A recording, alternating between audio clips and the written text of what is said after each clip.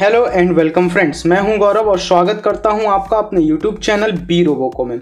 दोस्तों, हर कोई जानना चाहता है कि वो किन कंपनियों में निवेश करे ताकि उसका पैसा बहुत तेज़ी से बढ़ जाए।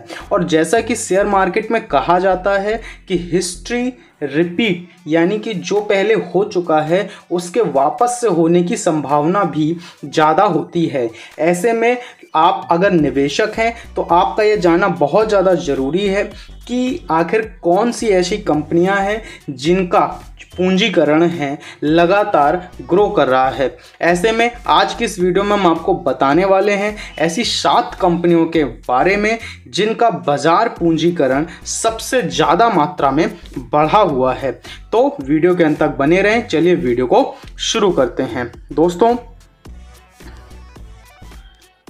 सेंसेक्स की शीर्ष 10 में से 7 कंपनियों के बाजार पूंजीकरण यानी कि मार्केट कैप में बीते सप्ताह सामूहिक रूप से 140.39 करोड़ रुपए की बढ़ोतरी हुई है। सबसे अधिक लाभ में रिलायंस इंडस्ट्रीज और टाटा कंसल्टेंसी सर्विसेज यानी TCS रही है।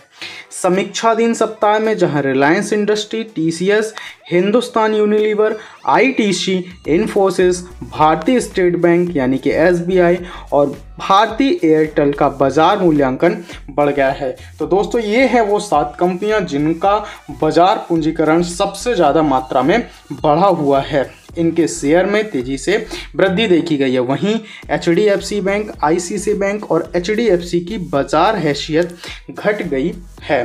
तो दोस्तों, हमें उम्मीद है आपके लिए वीडियो बहुत ही ज़्यादा हेल्पफुल रही होगी। अगर वीडियो पसंद आई है तो वीडियो को लाइक करें, चैनल को सब्सक्राइब करें। मिलते हैं और भी शेयर मार्केट से जुड़ी ऐसी इंफॉर्मेटिव वीडियो में।